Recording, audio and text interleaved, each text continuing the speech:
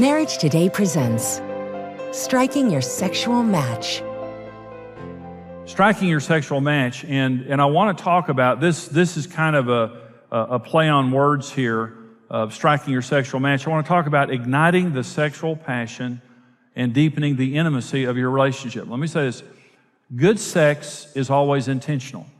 You may have been, naturally, obviously attracted to each other sexually when you met, but we can enjoy sex for the rest of our married lives. Research proves that people are enjoying sex 70s, 80s, longer than ever because we're living longer and because of medical technology. But it's always intentional. It's never by accident. And listen, don't let the devil tell you the lie that if you married the right person, that it would just happen naturally and you wouldn't have to work at it. That's just not true.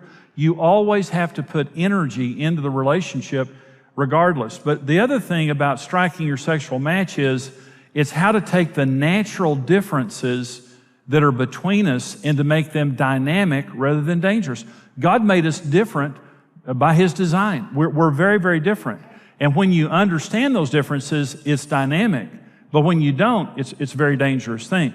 And so sex demonstrates how different we are, but complementary. When I was in college, I worked at Amarillo Hardware, and my job was to pull pipe fittings and pipe. And so, I could walk up. When I first started, I didn't know, any kind of pipe fitting. And so I walked up one day, and I noticed on my order, it said male pipe fitting. And I thought, what, male pipe fitting? And then I noticed down on the bottom, it said female pipe fitting.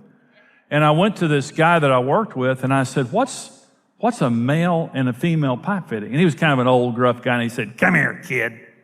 So he walked me down the aisle of the pipe area there, and he grabbed a male fitting and said, this is a male fitting.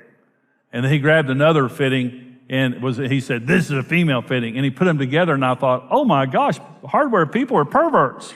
They work in a porn shop here. And so it was embarrassing because I thought, I just can't believe they call them male. And I'm doing my hands, I got to stop doing that. But I can't believe they call them that. But it's interesting, God designed us so differently to complement each other. Nature tells us we need each other, and we fit. Sex tells us that our differences have a dynamic to them, and we fit. And here's what male and female means. It takes two to make one. God looked at Adam and said, he's incomplete. And then He made Eve and said, they too shall become one. And nothing in our marriage demonstrates that more than sex. And something happens when we're having sex that doesn't happen in any other point in our marriage, something very dynamic and something very important. We are very dependent upon each other. See, if you could meet your own needs, you wouldn't get married. And again, the differences in our sexuality tell us a female needs a male and a male needs a female. But the point is this, it's going to take both of us with a good attitude to meet each other's needs. It's going to take both of us doing our part to be able to have intimacy and sex. I can't do it by myself. If I could be single. But since I can't, I'm depending on you, okay? And our sexuality is also threefold. A lot of times the mistake that we make is looking at sexuality one-dimensionally. In other words, we look at sex and just say, sex is something that happens in the physical realm. It does not. To have sex the way that God intended, it is spiritual, emotional, and physical. And that's what I want to talk about. Striking your sexual match on all three levels, spiritually, first of all, then emotionally and sexually. And let me talk about this for just a minute. The spiritual element of sex. The most important area of intimacy is spiritual intimacy. If you could see the way that God sees, what you would see is the deepest part of you is your spirit. Now listen to what the word intimacy means. It means inner closeness. It means close on the inside. That's what intimacy means. When you're saying, I want to be intimate with my spouse, what you're saying is, I don't want just a superficial relationship. You can be having sex with someone who's 1,000,000 miles away from you emotionally, and they're checked out. Okay, intimacy means I know you. You've opened up your heart to me, and I've opened up my heart to you, and we're one. Now, when we're born, we are born with the spiritual void. Adam and Eve sinned and they died spiritually. And every single one of us are born spiritually dead. And when we're born again, what that means, I was saved a week before Karen and I got married. And being born again means the Spirit of God, there's a Jesus-sized hole on the inside of us that money can't fill, that people can't fill, that a job or education can't fill. Nothing in life is going to fill the inner emptiness in my life until Jesus comes in. And when Jesus comes in, I'm born again spiritually. My dead spirit becomes alive and God moves on the inside of me. When you're born again, this is why we shouldn't marry an unbeliever. And sometimes we're both lost and then one of us gets saved or whatever. But we want to both be believers, because when you also have Jesus living on the inside of you, we can now enjoy spiritual intimacy where the deepest part of you and the deepest part of me are in communion. The greatest intimacy is not mental intimacy. The greatest intimacy is not emotional intimacy or sexual intimacy. The greatest intimacy is spiritual intimacy. And Karen and I, people ask us, the secret of our marriage, God. God is the secret of our marriage. God is the secret of why we're together. And the greatest intimacy that we experience is the spiritual part of our relationship. Let me talk about it for just a minute. Here's how to create spiritual intimacy in your marriage. And number one is to respect the spiritual nature of marriage and regard it as sacred. Now, you may have heard people say, it's just a piece of paper.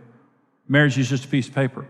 Marriage is an act of the Spirit of God, and it's a covenant. Now listen to me. The word covenant means to cut. When marriage it's a sacrificial, permanent bond, and it only works that way.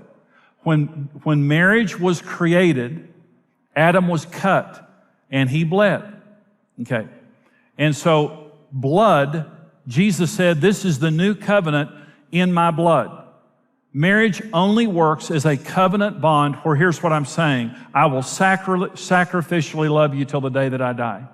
A covenant has no end date. If it has an end date, it's not a covenant. So this is permanent until death, and it is sacrificial. That's the nature of this relationship. There's a covenant marriage and there's a contract marriage. A contract marriage is what we have in America, and it's cheap and it's as worthless as the paper that it's written on. A contract marriage says this: I'm going to protect my rights and limit my responsibilities to you. I've got one foot out the back door if you mess with me.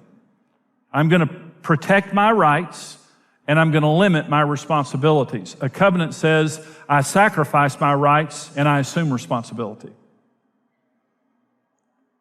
Jesus came, sacrificed his right to be the Son of God, came down to earth, lived a miserable life, suffered a miserable death, and now he's our Savior. Who's glad about that? And he didn't do it protecting his rights. He did it sacrificing. And when we come to him and we join in the new covenant, we sacrifice our lives for Jesus. We give our lives to him. Jesus said, he who saves his life will lose it, and he who loses his life will save it. So let me say this. In marriage, you get what you pay for. If you want a contract, it's worth what you paid for it. And what it does is it establishes a very, very shaky foundation for intimacy and sex and a life built together. How can you build a life with someone who's got their bags half packed all the time? How can you build a life with someone who's never demonstrated true sacrifice and has never really demonstrated that they're totally committed to the relationship? Divorce is not an option. We're in this thing for the rest of our lives. It's till death do us part. That is the spirit of a covenant marriage. And listen, every covenant has a seal and a sign. When God makes a covenant, every covenant has a seal and a sign. And they're sacred to God. Covenant signs are sacred. When God made a covenant with Noah, the rainbow was the seal and the sign. When God made a covenant with Abraham, circumcision was the seal and the sign. When Jesus entered the new covenant, the seal of the new covenant is water baptism, and the sign is communion. The Bible tells us that water baptism is the same, Colossians says, is the same as the Old Testament circumcision. And communion is the sign. Every covenant has a seal and a sign, and they're sacred to God. Okay. So what if marriage is a covenant, what is the sign in the seal? Sex. When we get married, sex consummates the bond of marriage. That's the way God designed it. We don't have sex before marriage. That's the way God designed it. And then I come and I commit my life to you in covenant, and then after making that covenant vow, we seal that with sex. And then the sign, the seal means it's a done deal. Jesus, you're Lord of my life. I'm water baptized. It's a done deal. This is the outward sign of an inward decision that I've made. It's not something I've privately done in my heart. I've done it publicly before witnesses. This is the sign, the seal. What's the sign? It is the constant sign to you that I'm walking in good faith with the commitment that I made. So in Christianity, it's communion. I'm baptized one time, but regularly I take communion. What does communion say? I remember. Jesus said, do this in remembrance of me. I remember, Jesus. I remember what you did for me, and I remember the commitment I made to you. I'm walking in good faith, and I'm bearing the sign of the covenant that we have together. What is the covenant sign of marriage? Sex. Every time I'm having sex with you, what I'm saying is, I remember the commitment that I made, that sacred covenant that we made. And I may not like you right now. I may be ticked at you right now. I may have 300 other things to do right now, but I'm going to have sex with you just to remind myself of the commitment that I made. And my attitude will be better afterwards, I'm sure. I'm hoping. Rather than saying, I just don't feel like it. You've got to lay those feelings on the altar if you're going to have a good marriage. Marriage is a sacrificial covenant. It means to cut. It means, baby, to my hurt, your needs will be met for the rest of your life, and they're going to have to wipe the smile off your face with a Brillo pad. That's a good marriage. Marriage is a covenant, and it's not a piece of paper. If you want a piece of paper, that's fine. Go get a contract. But it won't last. But a covenant is what we need. And the sacredness, because the sex is the covenant seal and sign in marriage, it means it's sacred. It's not for anybody else, real or imagined. And I'm tempted. I may be tempted outside of our marriage, tempted with pornography, tempted with lust or whatever, but it's going to be an open issue between Jesus and me. The devil's not going to take me into darkness. I don't care how many people are doing it. I don't care how readily available it is. Jesus and me are going to talk about it every day, because whatever is in the darkness belongs to the devil. What is ever in the light is belong to God. I talk to Jesus about everything. Let me say, he knows it anyway. You can't hide anything from God. He's got x-ray vision. He sees it, and he's not ashamed of us. But when we keep it in the darkness and we don't bring it into the light, and here's what I'm saying, sex is not just something that I do to pleasure myself, that if you don't do it the way I want it done, I'll get it done somewhere else. Sex is the sacred covenant seal and sign of our marriage, and I reserve it only for our marriage. And let's say, to the degree that you're pure in sex, and I'm not talking about being a prude, because God wants us to enjoy sex and have fun having sex in marriage. To the degree that you're pure is to the degree that sex will be fulfilling for you. I've never met a sex addict that was fulfilled. Ever, ever, ever, ever. Sex addiction is a bondage, and it sucks the life out of you. But when you commit yourself to one person, to be intimate with one person, that's how sex becomes special. And we just tell ourselves, sex is sacred. It's something only between us, and I'll never justify taking it outside of our marriage. And if I'm tempted, I'm wrong, and I'm going to take it to Jesus and become accountable. But here's the issue. You want to pray together, worship together, make the spiritual element of your marriage the most important area of your marriage. And this is where trust comes from. Let me tell you why I trust Karen. Because she's a godly woman. Karen's conscience before God is why I trust her. Because I'm a human being and she's a human being. And we're not better than anybody else, and anyone can fall. I could fall sexually. Absolutely no doubt about it. What's the insurance policy that I won't? My relationship with Jesus Christ. And us praying together and worshiping together and valuing the spiritual element of our marriage creates the greatest spiritual intimacy and trust in our relationship that then opens the door to sexual intimacy. It is the most, and let me say this now, according to a survey, Sex in America. It was a definitive survey, Grand Central America. The most sexually satisfied couples and most orgasmic women are Christians and married. It puts into men and women's minds this picture, well, if you're married and you're a Christian, well, you're having sex, but the fun is out in the city being single and sexual. The fun's out there on the dark side. It's exactly the opposite. Those people have less sex and less satisfying sex. The best sex is in a Christian, monogamous, heterosexual, committed marriage. Give yourselves a hand. You have the best sex of anybody. It's the truth. Because the spiritual element is the most important element. That's why that we have the best sex of anybody. And I'm not saying you necessarily do, but you may have to work on some issues, but you have the best shot at it when spirituality is important. Number 2 is the emotional match. Once you get the spiritual thing right, there's the emotional aspect of it, okay? This is a critical element of sexual fulfillment. And I'm going to talk about sex next, okay? Making your emotions match. Here are the top 5 reasons why couples fight. Top 5. Number 1 is work stress. Number 2 is money. 3 is children.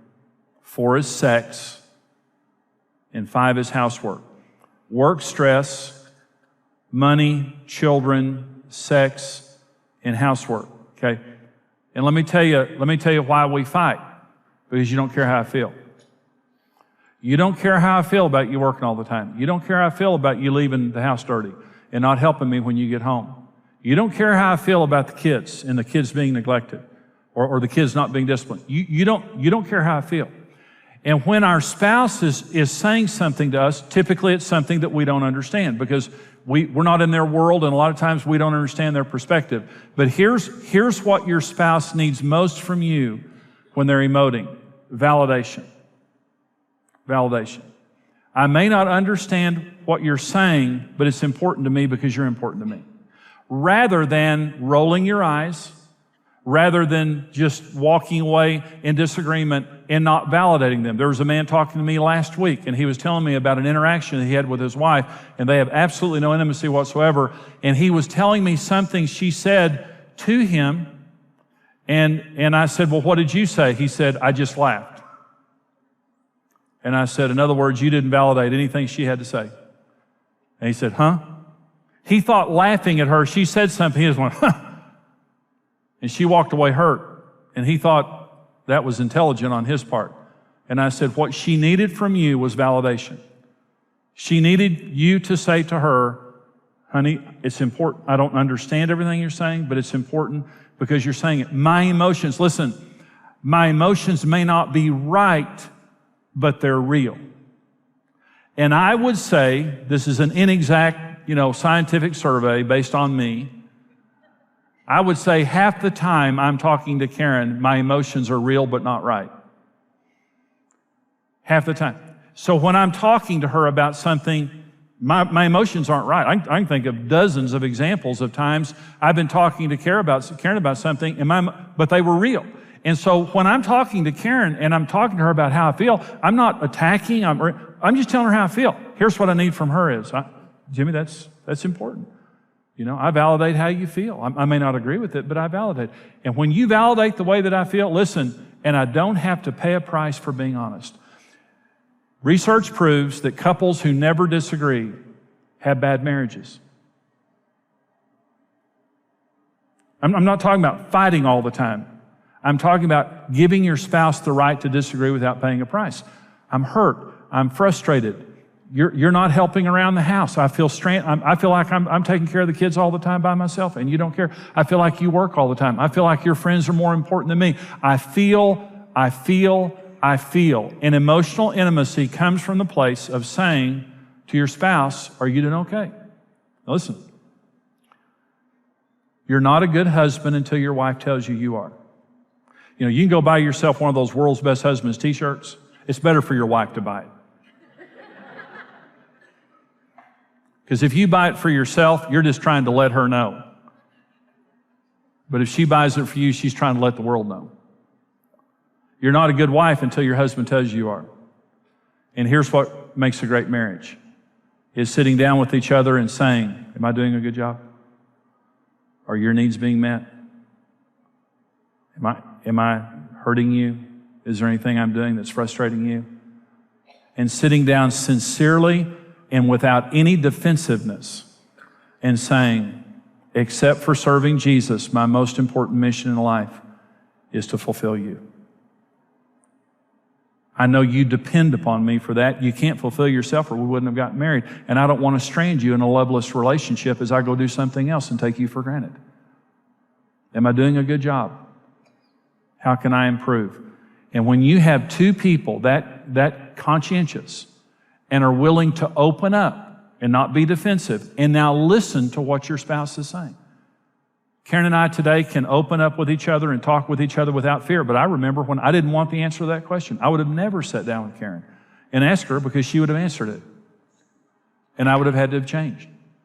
So emotional intimacy simply means this: I care about your emotions. They might be right or wrong, but they're real. And if I agree or disagree, I will validate what you're saying and give you the right to express it without paying a price, unless you're being cruel, unless you're being mean or something like that. But I want us to have an emotional intimacy, and I want us to be our safe place to each other. Here's the third area, and it's sexual. Striking your sexual match and how to meet your spouse's sexual needs faithfully and energetically. Now, about 1/3 of women are more sexual than their husbands. Okay, and most men, especially younger men, are more sexual than their wives. Now, I want to tell you a dynamic that happens in marriage, and that is men peak sexually when they're about 20 years old. Women peak sexually when they're about 40 years old. Isn't that cruel of God? I mean, you're thinking, why didn't God make us where we peak at the same time? And let me tell you why. He wanted there to be some constructive years in there, and not where we, drop off the face of the earth for several years just having sex and like that. So the men peak sexually at 20 years old. Women peak sexually about 40 years old. So here's typically the scenario that happens in marriage. You have let's just say you have a young couple that marries. Within weeks, she's convinced she married a pervert, okay? Because he wants sex all the time and she doesn't want to feed the monster. If you want to kill a monster, you don't feed it. And so she's thinking, if I keep giving him sex, I'm just feeding the monster, and I want to kill the monster. So I'm going to just look at him, browbeat him, tell him there's something wrong with you. You need to go see Pastor Jimmy. And he doesn't go for that because it's a need that he genuinely has. And for men, they don't need a lot of romancing. I mean, they really don't. Men can be ready for sex at the shortest notice. And just about any place is okay for it. They don't need a special setting. They don't need anything like that. They, just out in the woods somewhere, just somewhere with a little privacy, not even complete privacy. They're fine with that. Okay. That's a young man. Okay. Then she, on the other hand, she has to be romanced to be sexual. She's not as naturally sexual as he is, so she has to be romanced, and she has to have a special setting for that. And if he's going to have good sex with her, he's going to have to pay attention with her all day. They're not just going to jump in bed and have sex. He's going to have to pay attention with her all day. He's going to have to be a good husband all day. So that's the way God designed it. So then he gets older. He's getting older, and as he's getting older, his testosterone's dropping, which doesn't mean he doesn't need sex anymore, but it just means he's becoming a little less sexual, a little bit more emotional. All of a sudden, they meet at 40, and that's a wonderful year, 40, because she's reaching her sexual peak.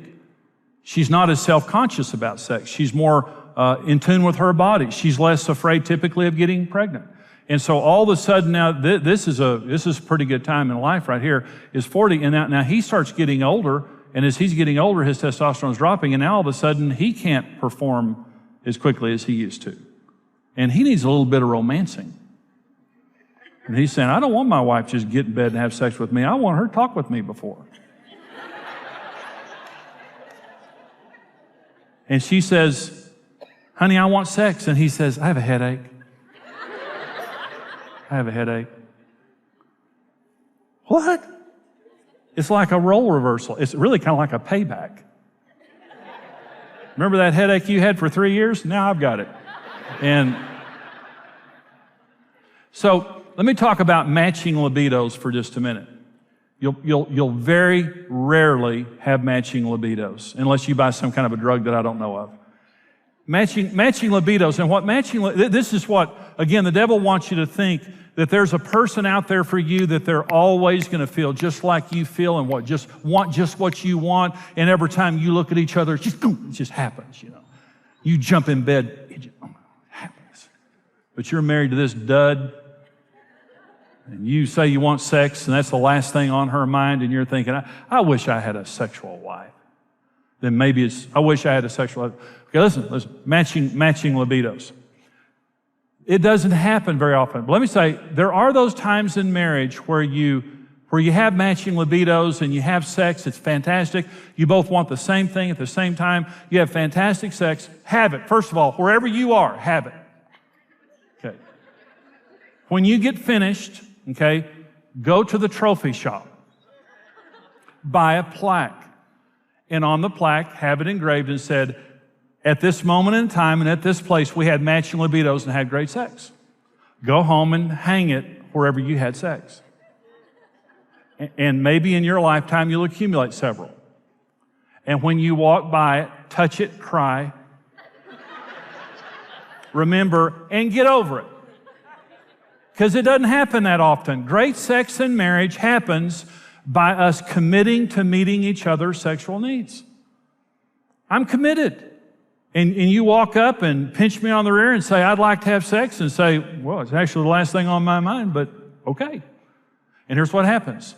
You weren't thinking about it before, but the more sex you have, the more sex you can have. You use it or lose it. And you may not have been interested before, but during the act, you become interested. And the bonding happens. Hundreds of powerful chemicals and hormones are released in our bodies to bond us to each other, to create an ill will or to goodwill, and to create get rid of stress. I mean, this is what happens when we're having sex. It kills stress. It literally bonds us together and makes us feel closer. So the issue is, it doesn't matter how I felt about it before. There's only one thing that matters. You're my husband. You're my wife. I am the only place where you can legally and legitimately get your sexual needs met. I will not strange you. I will meet your sexual needs with a good attitude for the rest of your life. Okay. And if there's something wrong with me where I can't, I will quickly go get help. I will not leave you in a relationship where you can't get your needs met. Now, there was a couple here in our church, and she had a physical issue, and they couldn't have intercourse. And they came to see me, and they kind of felt guilty because they were having great sex. But they were using alternate means, not illegal or immoral. But they were just having to be creative because she couldn't have intercourse. And they came in to see me, and they said, and she, by the way, neither one of them would make eye contact with me. But they just wanted to make sure they weren't about to get struck dead by God. And they came in and said, we can't have intercourse, so we're having sex. And she said, here's what I'm doing for him. And he said, here's what I'm doing for her. And they said, we just want to make sure that you know, this is okay. And I said, I want both of you to look at me. And it took them a long time to look at me. I looked at her and I said, now listen to me. Good for you. What a great wife you are. You're having a physical problem, but in spite of your physical problem, you're going out of your way to meet your husband's sexual needs. And I said, I am so proud of you. And I looked at him and I said, I am so proud of you. Your wife is not doing well. She's having a physical problem. And you are doing everything you can to receive pleasure and give her pleasure, even though you can't have intercourse. And you're both fulfilled, and you're working hard at making the best of a bad situation. And they left my office just... I'm so proud of them.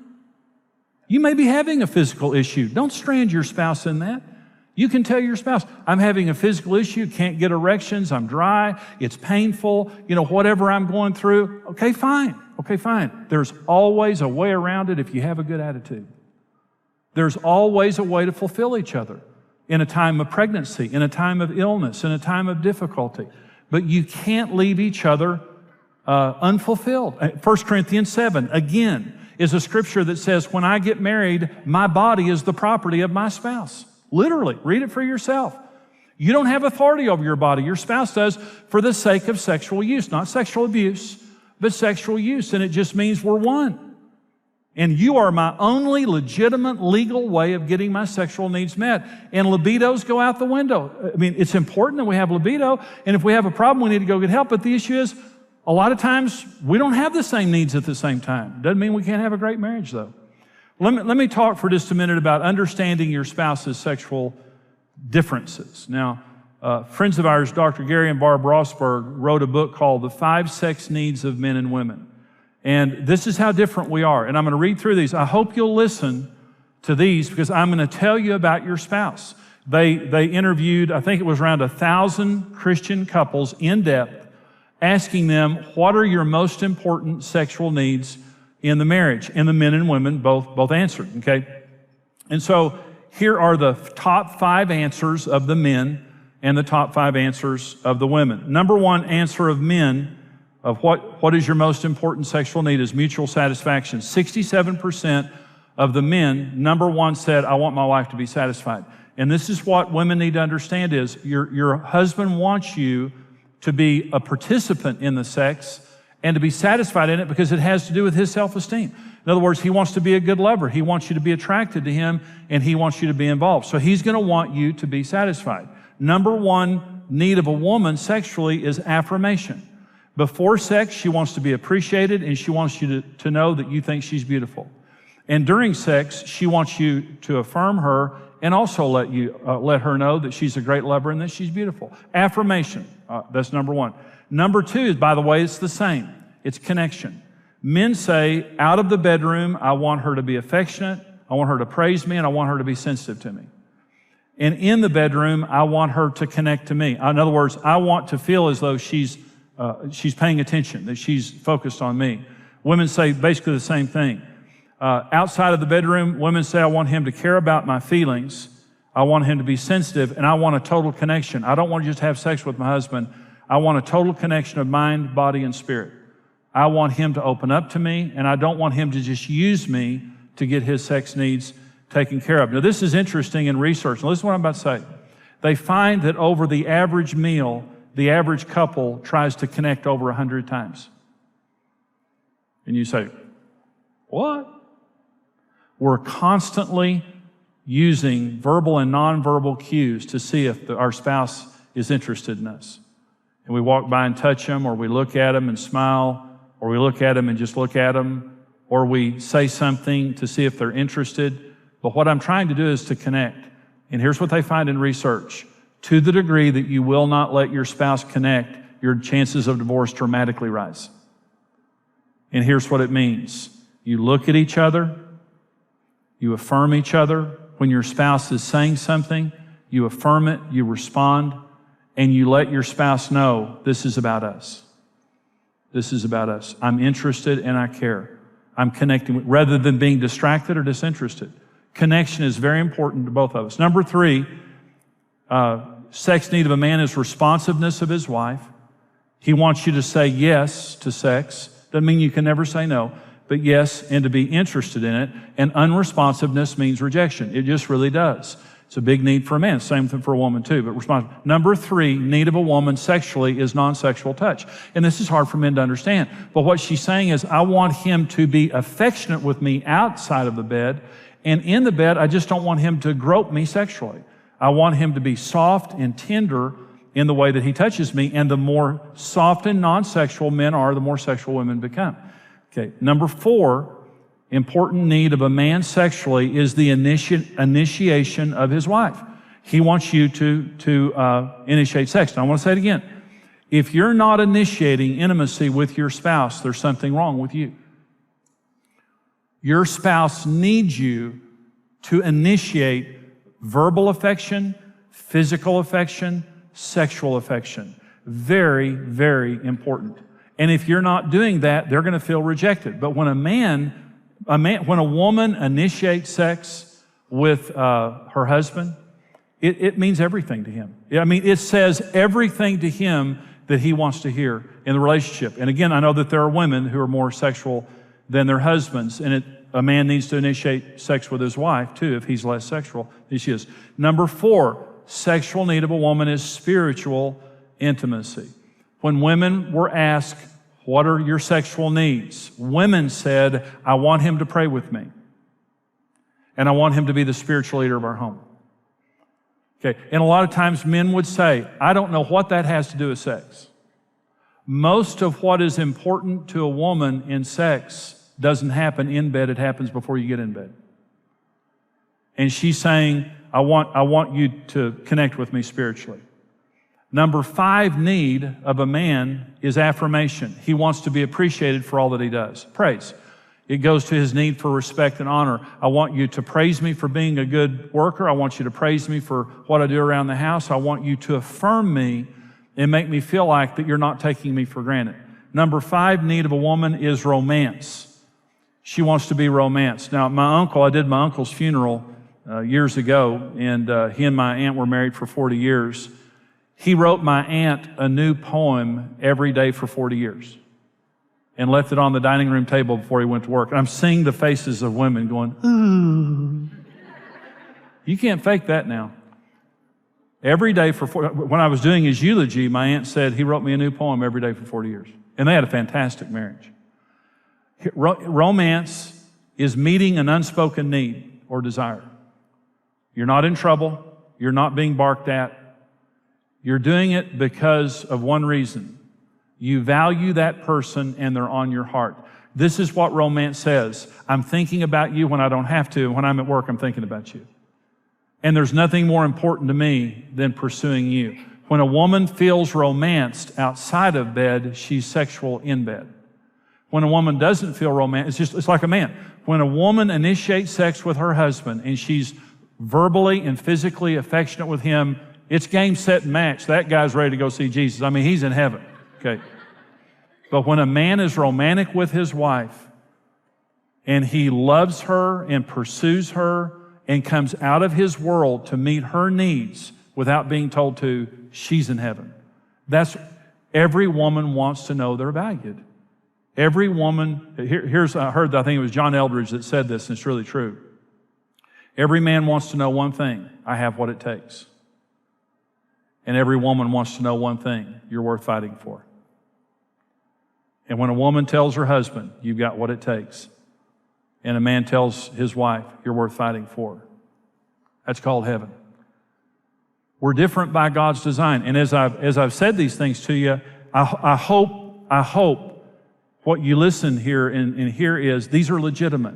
They're not, your spouse isn't like you. And you can have great sex. Again, we're different, but we match.